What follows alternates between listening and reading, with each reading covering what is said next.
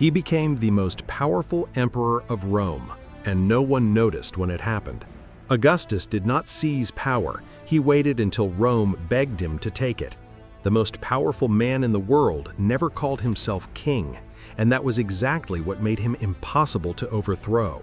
He rose from nothing, destroyed everything in his path, and when he was done, he made Rome thank him for it.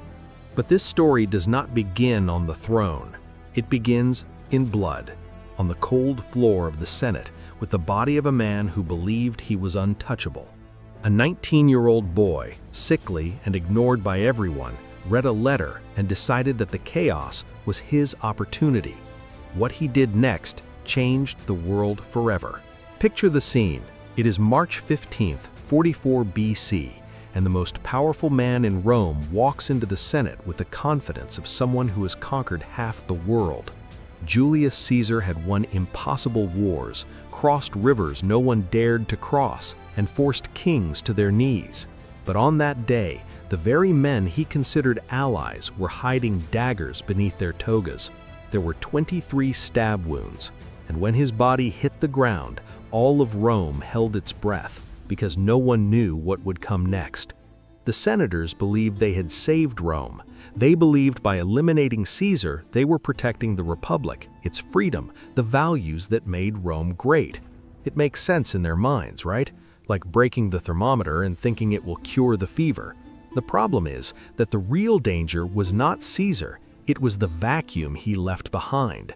And nature, as Rome would soon learn, hates a vacuum. Someone is always willing to fill it. Miles away, a 19-year-old boy was receiving news of his great-uncle's death. Octavian was sickly, thin, without an army, and without any real political name, the kind of person the senators would not even bother eliminating. But that was exactly what they failed to foresee.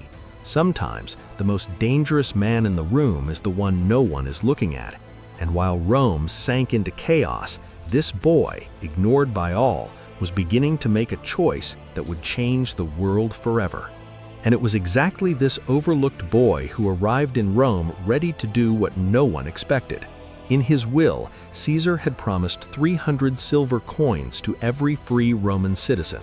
It was a massive promise, and Mark Antony, who controlled Caesar's funds, simply refused to pay it. Octavian then did something that shocked everyone. He sold his properties, plunged himself into debt, and paid out of his own pocket. 300 coins for every citizen, no hesitation, no complaints, as if it were the most natural thing in the world. Now think carefully about what he did. It wasn't generosity, it was pure strategy. He understood something that many leaders even today fail to grasp. Loyalty bought with money fades quickly, but loyalty earned through emotion can last a lifetime. When the Roman people saw Octavian honoring his dead uncle's word, they didn't see a politician, they saw a devoted son, a man of honor, someone worthy of trust. It's the same principle behind beloved brands. It's not the product, it's how people feel when they think about it. Mark Antony and the senators watched all this with a smirk. To them, Octavian was just a naive boy wasting money to impress the masses. They let him act, let him fall into debt, let him play at politics. What they failed to realize was that while they laughed, he was building something none of them had, brick by brick, an unshakable popular base. And once that foundation was in place, the game would change completely in a way no one there was prepared to face. And when that game changed, it changed brutally. Octavian, Mark Antony, and Lepidus formed what history would call the Second Triumvirate, an alliance of three powerful men that in practice meant only one thing: Rome was at war with itself. For more than a decade, battles, betrayals, and executions became the daily reality of a people who once watched games in the amphitheater for entertainment. Now the spectacle was real, it was in the streets, and no one had a ticket out. But there's a detail in this story that most people don't know, and it changes everything. To consolidate power, the three allies created what were known as proscriptions, essentially lists of enemies to be eliminated. And on one of those lists, Written with the same cold hand that had once paid 300 coins to the people was the name of Cicero, Rome's greatest orator, a former ally of Octavian and one of the most respected voices of the Republic. Octavian signed without hesitation. His head was displayed in the Forum, the political heart of Rome, as a message to anyone who dared question the new order. The terror worked. The displayed heads, the homes confiscated, the erased names, all of it created a heavy silence over Rome, the kind of silence that is not peace, but fear. And Octavian learned a crucial lesson during this period, one that anyone in a position of leadership eventually discovers. Fear can open doors, but it does not keep people inside them for long. Something more was needed, something more sophisticated, more invisible, more powerful than any sword or execution list could ever be. If fear alone was not enough to keep an empire obedient, Octavian knew exactly what came next. He understood something that few leaders in history have had the insight to grasp. Whoever controls the narrative controls everything. And so he became the greatest cultural patron Rome had ever seen. Virgil, Horace, Livy, the greatest writers and poets of the time, received direct financial support from Octavian. Not coincidentally, their works celebrated Rome, its ancestral values, and of course, the man at the center of it all. Think about what this means in practice. It wasn't censorship, it wasn't coercion, it was something far more intelligent and far more dangerous. It was the construction of a truth people chose to believe because it was beautiful, because it made sense, because it came wrapped in elegant verses and inspiring stories. It's exactly what major brands do today. Apple doesn't sell computers, it sells the idea that you are creative and different. Octavian didn't sell power, he sold the idea that Rome was being restored, protected, and glorified, and that he was merely the humble servant of that mission. The result was frighteningly effective. Octavian's image stopped being merely political and became almost sacred, almost inevitable, as if he had always been destined for that position. Rome's story was being rewritten in real time, and the people reading and hearing those stories had no way of knowing it. But every narrative, no matter how well constructed, must eventually face the test of reality, and his was about to face its greatest test of all, at sea, against a man he once called an ally. And that test came on September 2, 31 BC, in the waters of the Gulf of Actium in Greece. On one side stood Octavian and his loyal general Agrippa with a disciplined fleet and a strategy as cold as steel. On the other, Mark Antony and Cleopatra, Queen of Egypt, with an imposing armada and resources that would make any general salivate. On paper, it was a balanced battle. Two powerful men, two massive forces, two completely different visions of what Rome should be. But battles are rarely decided on paper alone. At the most critical moment of the clash, something happened that no Roman general would admit even in his worst nightmare.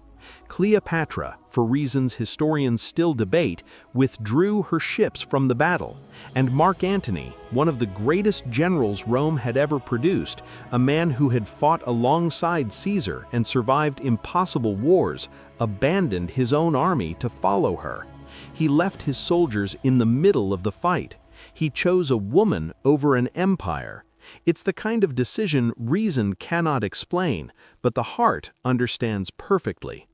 What followed happened quickly, as it often does when fate has already made its choice.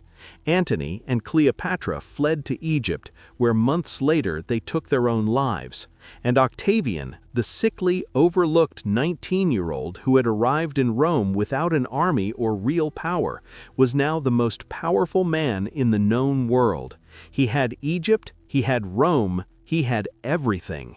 And it was at that exact moment, with all power in his hands, that he did something absolutely no one expected. What everyone expected was simple, that Octavian would declare himself king, take the throne, and rule Rome with an iron fist, as any conqueror would. It was the obvious path, the natural path, the path history had always followed. But Octavian understood Rome better than Rome understood itself. He knew the Romans had a deep, almost instinctive fear of the word king, a trauma rooted in the expulsion of the Etruscan kings centuries earlier. So he did the opposite of what everyone expected, and that's where the most brilliant move in history began. In 27 BC, Octavian stood before the Senate and announced that he was returning all powers. The Republic was restored, he said. The people were free. The senators could govern as they always had. It was a beautiful, emotional speech, the kind that makes an audience rise in applause, and that's exactly what happened.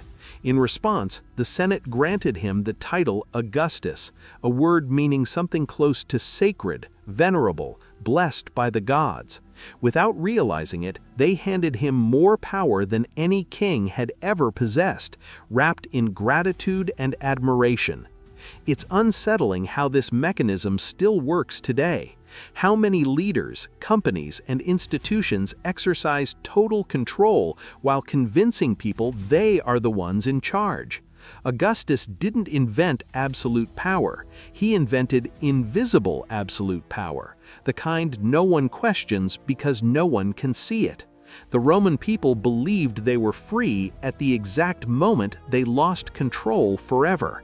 And with this new model of power in his hands, Augustus would begin to build something no one before him had ever managed to sustain for so long. What Augustus built with that power was, by any measure, impressive.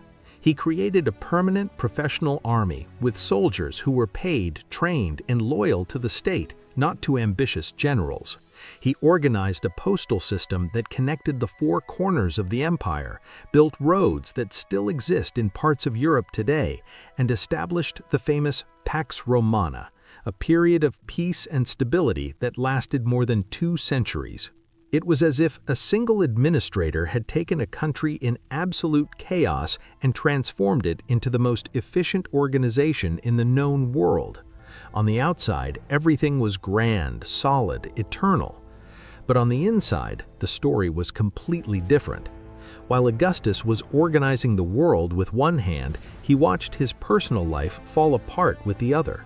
His daughter, Julia, whom he loved, was exiled by her own father for behavior deemed shameful to the imperial family. It was not an easy decision. It was the decision of a man who had learned that power demands sacrifices no book prepares you to make. It is the invisible price of ambition. The higher you rise, the lonelier and more ruthless the path becomes. And then came the deaths. His chosen heirs fell one by one, Marcellus, Gaius, Lucius, in circumstances that historians still debate with suspicion. Sudden illnesses, convenient accidents, deaths that always came at the wrong time and always benefited someone. The man who controlled wars, senates, and entire narratives could not control his own legacy. And there is something deeply human in that, the reminder that no power, no matter how great, shields a person from the losses that matter most. What would follow would be the final scene of a lifetime of carefully rehearsed performances. And that final scene arrived on August 19, 14 AD, in a small town called Nola in southern Italy. Augustus was dying at the age of 75, an impressive age for anyone at the time, especially for a man who had spent his entire life surrounded by enemies, wars, and conspiracies. Around him were those closest to him, waiting for his final words, that solemn moment history always records with reverence. And Augustus, true to himself until the very end, did not disappoint. He turned to those present and asked, "Did I play my part well? Then applaud." A farewell that said everything without needing to explain anything. Think about the weight of that sentence for a moment.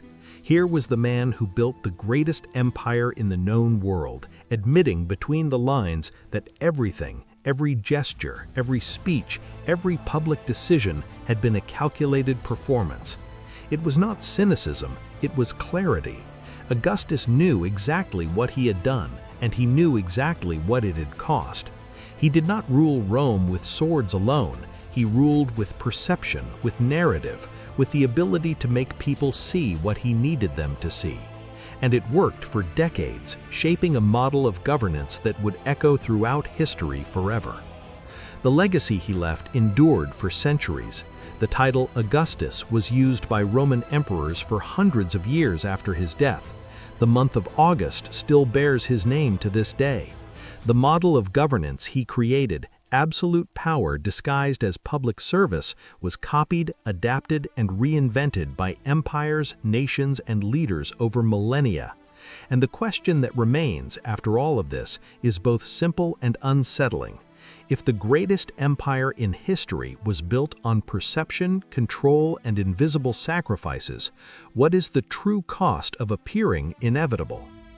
And there it is, the complete story of a man who started from nothing, ignored by everyone, and built the most powerful empire the world had ever seen.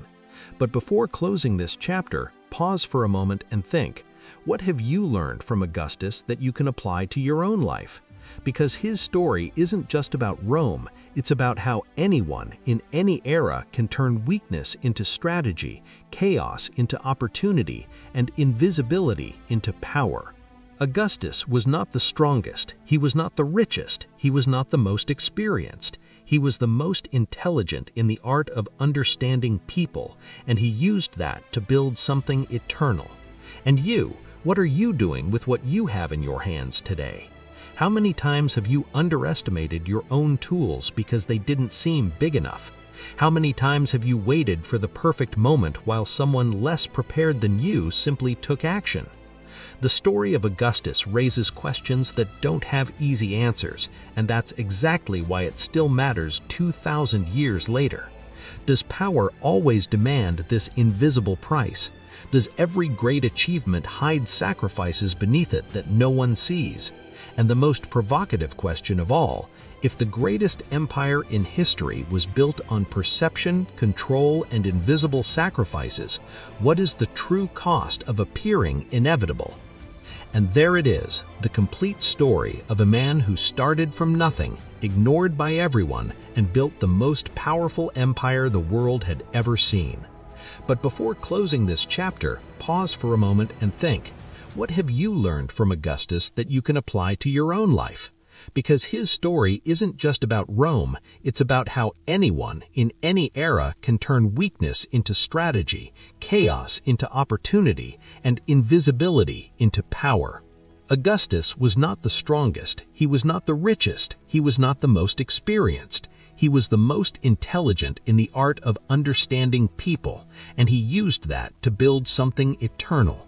And you, what are you doing with what you have in your hands today? How many times have you underestimated your own tools because they didn't seem big enough?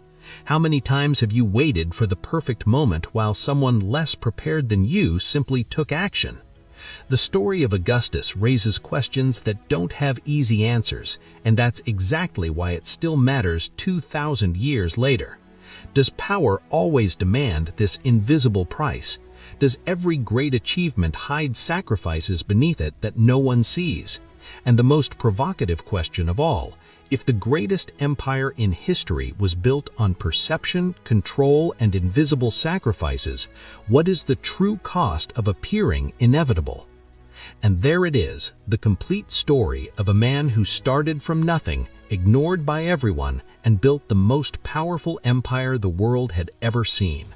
But before closing this chapter, pause for a moment and think, what have you learned from Augustus that you can apply to your own life? Because his story isn't just about Rome, it's about how anyone in any era can turn weakness into strategy, chaos into opportunity, and invisibility into power.